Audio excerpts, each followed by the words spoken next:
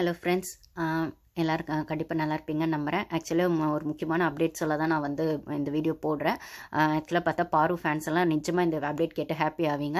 என்னன்னு பார்த்தீங்கன்னா, அவன் மேலே அநியாயமாக வந்து ஒரு தப்பான விஷயங்களை ப்ரொஜெக்ட் பண்ணி என்னென்னமோ கதை கட்டி விட்டு ஒரு ஒரு ஓவர் நைட்டில் ஒரு பொண்ணுக்கான இமேஜை டோட்டலாக வீடியோ 3 மணி நைட் டைம்லேருந்து விட அந்த பொண்ணுக்கான இமேஜை வந்து டேமேஜ் பண்ணி சோஷியல் மீடியா ஃபுல்லாக தப்பாக கண்ணும் காதும் மூக்க வச்சு ஒரு இமேஜ் அப்படி ஸ்பாயில் பண்ணி ஒரு விஷயத்தை பரப்பி விட்டாங்க இல்லைங்களா? அது எல்லாமே ரூமர், ஒன்றுமே கிடையாது அப்படிங்கிற மாதிரி ஒரு லெட்டர் வந்து பிக் பாஸே அமைச்சிருக்காரு. அன்னைக்கு ஏன் நாய் குறைச்சது, இது தானடா உங்க மண்டைக்குள்ள குறைஞ்சிட்டு இருந்த பிரச்சனை. அந்த திவ்யா மாதிரி ஆளுங்களுக்கு, அந்த திவ்யா மாதிரி வக்ர புத்தி இருக்க ஆளுங்களுக்கு, கனி மாதிரி வக்ரமா இருக்க ஆளுங்களுக்கு, அந்த விக்ரம் மாதிரி வக்ரமா இருக்க ஆளுங்களுக்கு, ஏன் விக்ரம்னா வக்ரம் சொல்றேன், கனி சொல்றேன், நான் சொல்றேன் இதோட இந்த வீடியோட எண்டிலேயே நான் சொல்றேன். அப்படி இருக்க ஆளுங்களுக்கு ஒரு நல்ல ஸ்லிப்பர் ஷாட்டா, பாரு ஹேட்டர்ஸ்க்கு ஒரு ஸ்லிப்பர் ஷாட்டா, ஏன் சேனல்லையுமே வந்து நிறைய பேர் அவளுக்கு சப்போர்ட் பண்றீங்க, நீங்களாம் ஒரு பொண்ணா இப்படியா அப்படியா என்னென்னமோ பேசிக்கிட்டு, ஏங்க ஒரு பொண்ணு எப்படி இருக்குன்னு அவன் முதல்ல டிசைட் பண்ணும். அதை போய் யாரும் ஜட்ஜ் பண்றதுக்கு யாருக்குமே ரைட்ஸ் கிடையாது. அப்போ அவங்க அம்மா அக்கா உள்ள வராங்க அப்படின்னாலுமே ஒரு இடத்துக்கு மேல அவங்களுக்கு ஒரு மேஜரா அவங்க அடல்ட் ஆயிட்டாங்க அப்படின்னு சொல்லும்போது, அவ சாய்ஸ், அவ லைஃப், அவ சாய்ஸ்ன்னு சொல்லும்போது அதுவே ஒரு லிமிட்டுக்குள்ள தான் இருக்கணும்னு சொல்லும்போது, அவ ஒரு கேம் ஷோ ஆட வந்திருக்கான்றதுக்காக அவளை என்ன வேணா பேசலாம். அவ ஒரு பப்ளிக் ஷோவில் ஆட வந்திருக்கான்றதுக்காக அவளுக்கான ஒரு விஷயங்களை இஷ்டத்துக்கு வாய்க்கு வந்தபடி பேசலாம் அப்படின்னு இந்த ரைட்ஸை யாருக்கு கொடுத்தது?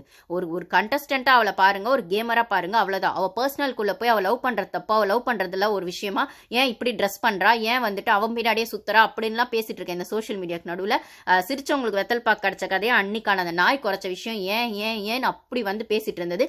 அது ஒன்றுமே இல்லை. இவனுங்க வந்து பெட்டை தூக்கிட்டு போய் அது அந்த பாய் தலைக்காணி எல்லாம் வந்துட்டு மூட்டை கட்டின்னு போய் வெளிலப்படுத்தானுங்கல்ல, அந்த ஒரு சாண்ட்ராக்கு பயந்துக்கிட்டு, அந்த ஒரு எறும்பு கூட்டத்துக்கு பயந்து, அந்த ஒரு எறும்புக்கு கட்டெரும்புக்கு பயந்துக்கிட்டு இவனுங்க வந்து மூட்டை முடிச்சுலாம் தூக்கின்னு போய் வெளில தூங்கினானுங்கல்ல, அதுக்கு தான் நாய் குறைச்சிருக்கு. நீங்க வந்து வெளில போய் வைப் பண்ணுங்க, ஏன்னா பாட்டு பாடி எல்லாம் பண்ணிட்டு அதுக்கப்புறம் தான் தூங்கினானுங்க. ரொம்ப நேரம் வரைக்கும் அந்த அது என்ன மைக்கா ஓப்பன் மைக்கா என்னமோ சொல்லிட்டு பண்றானுங்க, டெய்லி அதுக்கு ஒரு பேர் வைக்கிறானுங்க, கானா பாட்டு ஓப்பன் மைக்கு என்னென்னமோ ஒன்று அந்த மாதிரி பண்ணிட்டு இருந்தானுங்கல்ல. அது பண்ற வரைக்கும் ஓகே. ஏன்னா அவ சாண்ட்ரா என்ன சொன்னா, பேசுறதே எனக்கு டிஸ்டர்ப் ஆகுது அதனால அப்படின்ற மாதிரி தான் அந்த பிரச்சனை ஆரம்பிச்சது. அப்போ பேசுறது டிஸ்டர்ப் ஆகுனா நாங்கள் வெளில போய் பேசிக்கிறோம், வெளில போய் பாடிக்கிறோம் இவனுங்க பண்ணானுங்க. அப்ப பாடி முடிச்சிங்களா, பேசி முடிச்சிங்களா, திருப்பி வந்து பெட்ரூம்க்கு வந்து படுக்கணும். அது எப்படி நீங்க வெளியிலே போய் படுப்பீங்க?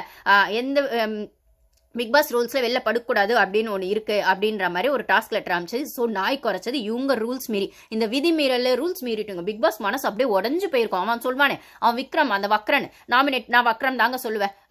அவனுக்கு பிடிச்சா பார்க்கட்டும், இல்லைன்னா அடுத்த சேனல் போய் விக்ரம் அவன் கொண்டாடுறான்னு அவன் சேனல் போய் பார்க்கட்டும். ஓகேவா? என்னால் கொண்டாடலாம் முடியாது.